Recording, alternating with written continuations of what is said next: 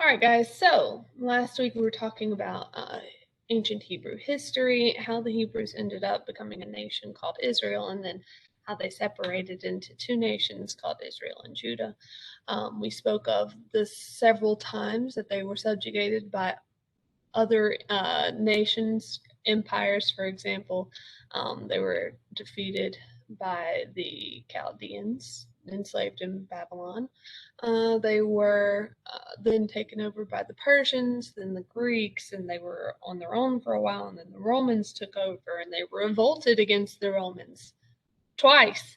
Um, After the first revolt, the temple in Jerusalem was burned down, and after the second revolt, the Jews are forced to leave Jerusalem by the Roman Empire and are told that they'll be killed if they return. And this is a diaspora event, one of quite a few that we've discussed this chapter. All right, so the Jews end up spread all over the place. We have Jewish populations in Asia, in Russia. We have Jewish populations that are in Europe and ultimately ending up in North America and elsewhere in the world. Now, the nature of Judaism changed for the Jews not living in Jerusalem, for example. They no longer have a temple to worship in, and so now they do their worshiping in synagogues, houses of worship in Judaism. Where before they had priests that served in the temple, now they have rabbis, which are local religious leaders that help lead Jews in their religious and spiritual lives. Rabbis are also responsible for interpreting the Torah and its teachings for their people. And rabbis are typically very involved in the Jewish community and their celebrations, their lives, everything really. They're definite leaders in Jewish communities. Now, over the centuries, the Jews moved to other parts of the world. Sometimes this is voluntary, sometimes this is not, as we've seen several times. For example, the Romans forcing the Jews to leave Jerusalem. We spoke a little bit last week about discrimination, and I just want to make sure you guys understand that, like, throughout the centuries, the Jews have been heavily discriminated against. This is common, both in the ancient world, in the Middle Ages, during the Dark Ages, when people are exceptionally ignorant and they fear things that are different. And Jewish communities tend to stand out. They have different cultural practices. Sometimes they develop their own unique languages, which we'll talk about that in a minute. Um, uh, they're usually in smaller groups and communities, and so they end up drawing the suspicion of groups of people that don't understand or are afraid of things that are different. And again, we're talking about, like, if we're talking about in the Dark Ages, in a time period where people aren't educated, they don't have access to education, they know only the limited worldview that they have been given. And so out of that ignorance is often born this discrimination and hatred and fear of other people who are just a little bit different than they are. And that's common. It doesn't just happen with the Jewish people, and yet it happens a lot to Jewish populations throughout history, which is one of the greatest shames and tragedies of our history. Um, for example, during the Dark Ages, plague would be coming around, or during the Middle Ages when there would be plague. Often Jews are accused of doing things like poisoning wells and making the population sick. It's nonsense. They're getting sick too, but they are accused of doing this horrible, heinous thing that they have no interest in doing. They'll be accused of witchcraft and things like that, which again is not a part of Judaism. It's the people who don't even understand that the religion many of them practice, which was Christianity, was rooted in Judaism. They have no idea. They don't know what they're talking about. They're just scared of things that are different from them. And so that happens a lot. And there's still anti Semitism, which is the hatred of Jews or discrimination against Jews. There's anti Semitism in the United States today, people who don't like Jews for one reason or the other because of racism and discrimination, prejudice. It's unfortunately a very common part of the human psyche. That said, thanks to the diaspora, Jewish communities developed literally all over the world. Now, Jews everywhere share basic Jewish beliefs of Judaism. There's one God, his name is Yahweh, etc. But they have different customs that have developed in different parts of the world, so even different languages, developing their own rituals, cultural practices, things like that. Jews in Eastern Europe had communities that were separate from the rest of their non-Jewish neighbors. Typically, they develop a language called Yiddish, which is sounds a lot like German, but it uses the Hebrew alphabet. And so that's just one more way that to the people around them, they stood out a lot. They even speak a different language.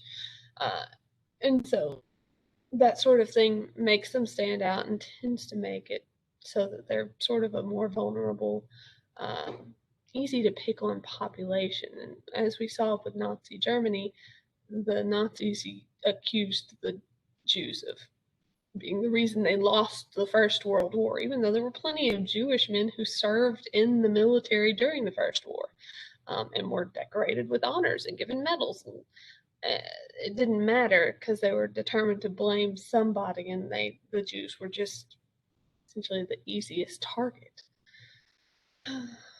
which is just the beginning of one of the greatest tragedies in human history. Now, in Spain and Portugal, Jews in that region became known as Sephardim. Sephardim. I could be pronouncing that slightly wrong. I'm relatively new to this particular cultural group. I had not learned very much about them. I'm much more aware of Eastern European Jews than of this particular group. They have their own language called Ladino. It's kind of a mix of Spanish, Hebrew, and Arabic, very unique. They borrow elements from other cultures as well, and they're responsible for, during the Middle Ages in the AD 1000s, this sort of golden age of Jewish culture. The art that you see to the right-hand side of the screen came from that era and is Jewish. Now, as you might expect, because of having such an ancient history that they are connected to, a lot of Jews feel a very strong connection to their past because of these ancient roots. And there are certain holidays and traditions that they celebrate that kind of keep that alive in Jewish populations, despite the fact that they were spread to the winds for centuries. The first one that I want you to be familiar with, and you do need to know the difference between these basic holidays and traditions, is Hanukkah, but you've probably heard of Hanukkah before. This one's celebrated in December, first the rededication of the Second Temple of Jerusalem. Now, according to the legend, the Maccabees, which we spoke of the Maccabees, they were this family that led a revolt against the the Macedonian invaders after the Persians fell to Macedonia, and after the Persians fell to the Greek invaders, they took over the area, and then the Jews finally end up revolting and fighting back against them, and it's successful, and they establish their own kingdom again for a while until the Romans get there. So Hanukkah actually celebrates that rededication of the Second Temple during that time. The Maccabees want to do this rededication ceremony, and yet to do this, they need to have enough oil for the ceremony, and they don't. They only have enough oil to burn one day for this rededication ceremony, and yet somehow, miraculously, and according to the legend, the oil actually lasts for 8 days. And so for the Hanukkah celebration, they light a candle on a special candle holder called a menorah, which is like the one you see to the right. And it has 8 candles. They light one for each night, each one representing the one of the days that the oil for the rededication ceremony burned. And they also tend to exchange gifts each night, things like that. So it's a pretty popular holiday for the Jews. Now, other holy days. Another one you need to be very familiar with is the Passover.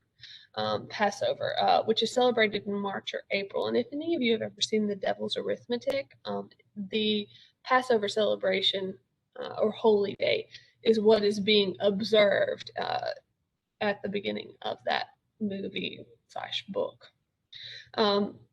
So according to Jewish tradition, and this will sound pretty familiar to a lot of you, um, during the Exodus, as the Jews are trying to leave Israel, as the Jews are trying to leave Egypt, they don't have enough time to let the bread rise. And so they end up taking a bunch of bread with them that's like really flat, and it hasn't risen.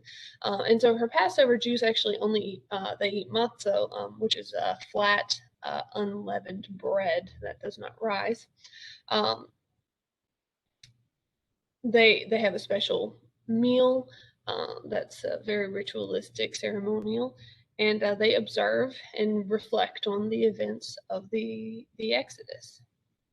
Um, so this story of the Exodus, this holiday is called the Passover because in the story of the Exodus, when the 10th plague strikes Egypt and it kills all of the firstborn children, um, this does not affect the households of the Israelites that are captured in Egypt, and so they're passed over, and their children are not killed in this plague, and so they observe this as a sort of celebration of that past historical event.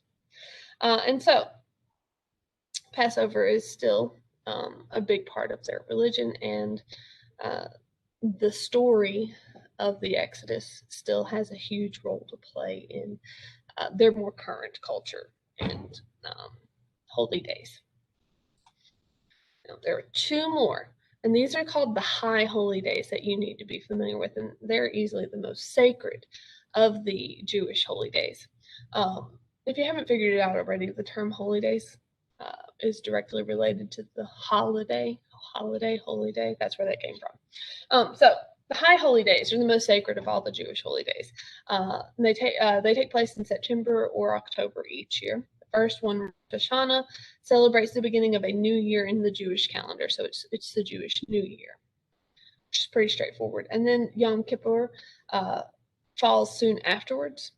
And during this holiday, the Jews actually they fast all day. They do not eat anything during the day, and during this time, they ask God to forgive them of their sins. And so it's it's a much more sober sort of observance. I wouldn't call it. It's not so much celebration as a day of fasting and praying and asking for forgiveness. But it's a very sacred and very holy day. So you need to be familiar with what that is and what that means. And that's actually it, guys. Does anyone have any questions about any of the holidays or traditions that we just talked about?